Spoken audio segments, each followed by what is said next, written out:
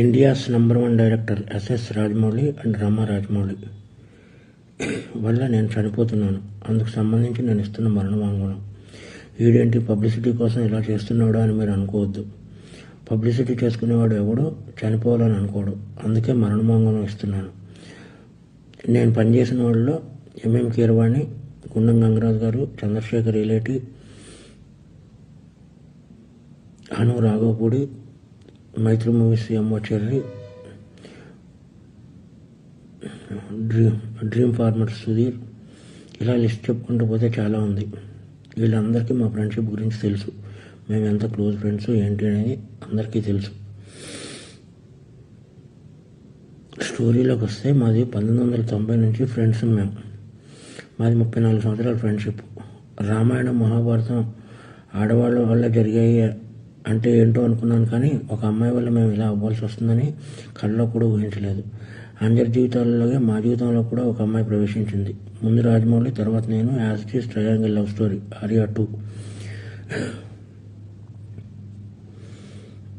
కానీ ముగ్గురం క్లోజ్ కాబట్టి ఇప్పుడు ఏం చేద్దాంరా నేను రాజమౌళిని అడిగితే, ఏం చేస్తాం, మీరు సాక్రిఫైస్ చేయాలి అన్నాడు. అలా ఎలా కుదురుతుంది, అలా సాక్రిఫైస్ చేయడం కుదరదు, మనం ముగ్గురం కలిసి ఉందాం అన్నాను. అది దారుణంగా ఉంటుంది అన్నాడు. అప్పుడు నేను పెళ్లి చేసుకుంటాను, అప్పుడు నలుగురం కలిసి ఉందాం అన్నాను. అది చాలా చండాలంగా ఉంటుంది, సమాజం ఒప్పుకోదు అన్నాడు.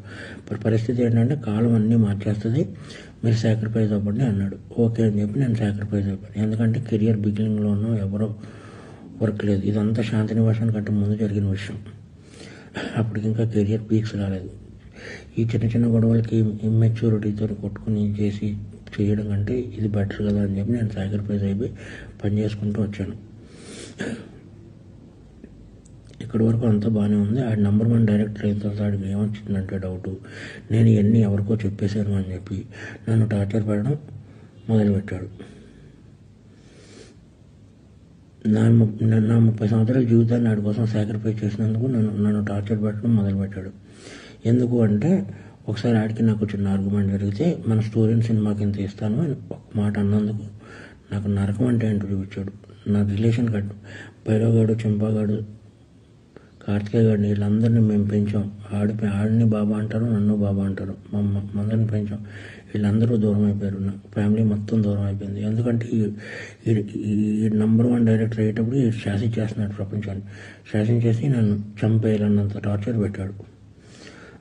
ప్లస్ నేను గాడ్సన్ కాదు, ఆయన మహాత్మను చేయడానికి నేను శ్రీను.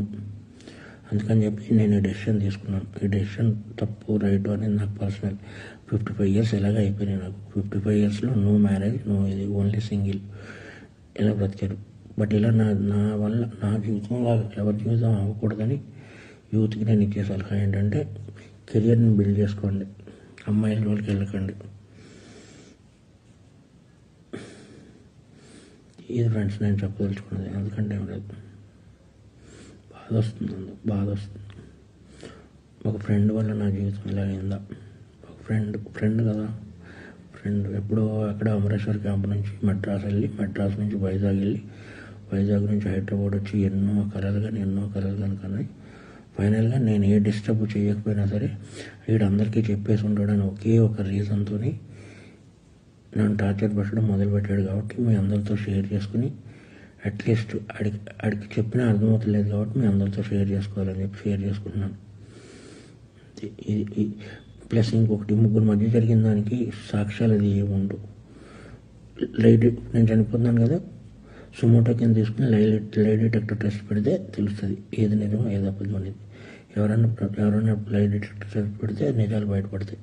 లై డిటెక్టర్ టెస్ట్ పెడితే కానీ తెలియవు ఏం జరిగిందనేది, మా ముగ్గురు మధ్య ఏం జరిగిందనేది.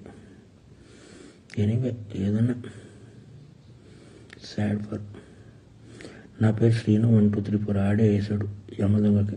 మీరు 7వ నిమిషం దగ్గర కనబడింది శ్రీను 1 2 3 4. ఉప్పులపాటి శ్రీనివాసరావు, ఎగ్జిక్యూటివ్ ప్రొడ్యూసర్ ఉప్పులపాటి శ్రీనివాసరావు 1 2 3 4 అని. ఇది నా మరణ వాంగ్మూలం.